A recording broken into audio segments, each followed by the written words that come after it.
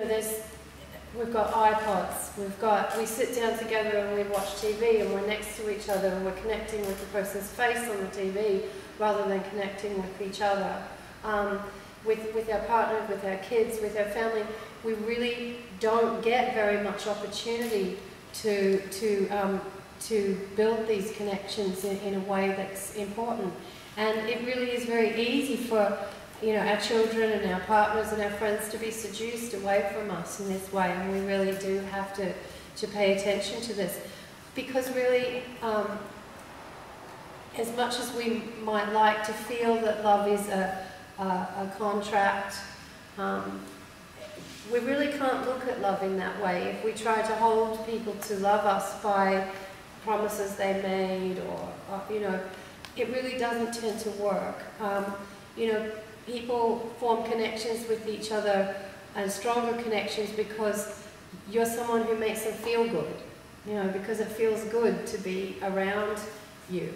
And maybe that can't always be the case, and there are the hard realities of life, of the mundane day-to-day stuff, but the more good cheer that can be put into that, the better. And multiple times throughout the day is often what it takes. And, with us, for example, we're a family of 5, and we're often getting knocked off our game. Someone's angry or cranky, or a couple of kids are fighting, and, we're constantly getting the connection knocked out, We're constantly having to reboot the love and the connection again. So it's even more than daily. It's multiple times per day we're reaching out and making those connections with the people that are closest to us, and it is helping us practice to become better attached to the people around us.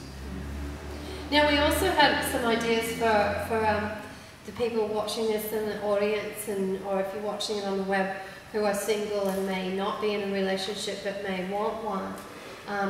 There's a little mistake you may be making, you may not be making anyway. It's pretty common. Do you remember what I'm talking about? No, I don't. You will in a minute, and I bet you're going to want to hop in and talk and add to this one.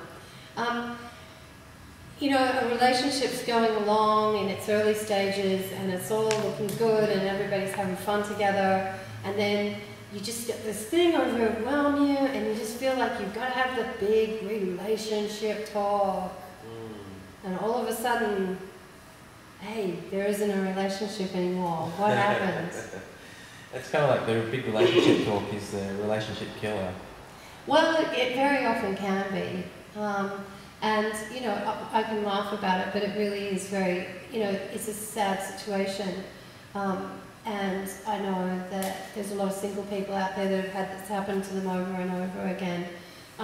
So as an attachment idea that is going to work a lot better than the big relationship talk is, if you've been going out with somebody for a little while and you do want to take it deeper and you want to take the relationship to the next stage, rather than getting all serious and heavy and kind of making the person that you want to get closer to feel scared, you're better to actually, and this goes back to the face-to-face contact thing, because it's really actually very important that you acknowledge the facial expressions of the person that you're face-to-face with.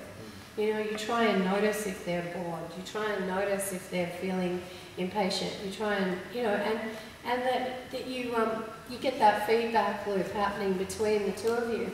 So if you want to take a relationship deeper with somebody, the best way to go about it is to get some positive vibes flowing.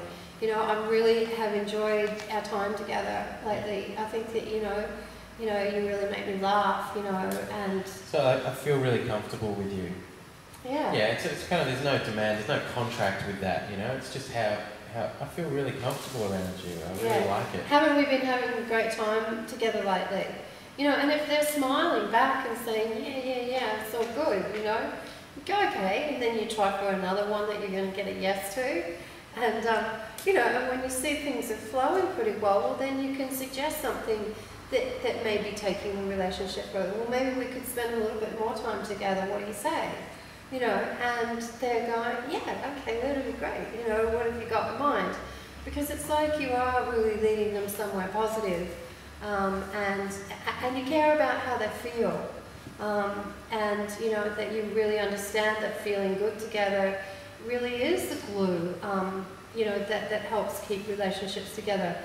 And you know, as tough as it is, oh, excuse me, you know, because the reality, you know, of, you know, if you really going to do the get together and having kids and the whole, you know, is it's tough. Man, it's a tough gig.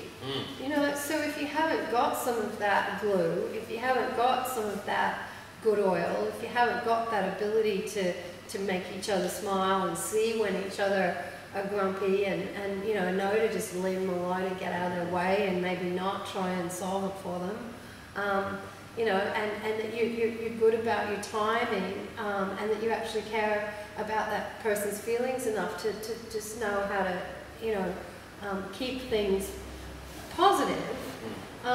You know, some of those difficult times that you need to go through are going to be a little bit easier. You got it. So, look, the connection is so vital, and I hope we've given you some good ideas about connection. Are we winding up? Yeah, I think I'll just let everybody, you can just we've have a look at your exercises for this week. We've added with the booklet, so it's just some things you guys can read through there. But it's we really want to reinforce that. You know, building that connection is just so important. You can not go wrong. It is just the most important thing with your partner, with your kids, with your parents, with your workmates, with your boss, whoever it is the most important thing you can do. And if you guys put a lot of conscious effort into doing that over this week, I reckon before our class next week, you guys will have a lot of really positive things to share with us. So that is your exercise for the week, is working on greeting the people that you know warmly, using their name, maybe adapting your own style from other people's styles. Even if you feel that you're already good at it, see if you can improve it. See if you can even just take it up a level. You know, like... Think Muppet Show. Yeah, think Muppet Show. Muppet Show. You can't go wrong. Oh no, really, we really do that, don't we? You know, you come in the door and I go, Steve! Yeah, you do. Oh no, it's true, and we still do it. And look, you know, we have a bit of a laugh about it, but that does also build a connection. We just have a bit of fun. We just know that we're on the same page in a lot of things. We've got a lot of common goals, so we've worked on a whole bunch of other things in that regard as well. So. And if you have teenage kids, especially, really work on this one, because it is the antidote to teenage suicide. It is the antidote to your kids becoming disconnected and all the dangers that are involved in that disconnection. It doesn't matter how surly and tough and rebellious and belligerent and nasty they're trying to look. They really are going to still like it when they walk in the door and you really sound excited and glad to see them and you say their name in a way like they're important and they're special. You know, and you do have that little bit of time to talk to them and just show them you like them and not really be too demanding in the beginning, but just get some kind of rapport going. Because, you know, keeping that connection strong, as I say, is something that has to be done on a regular basis. It isn't something that you can just do once. It's something that you need to do regularly. Easily lose it, definitely. So look, thanks Kim. Thanks for another great show, and thanks to everyone watching on the web. Thanks to Global Talk Radio for making this happen for us. You've been watching and listening to Love Safety Net Live. We'll see you next week. Thanks Kim. Bye.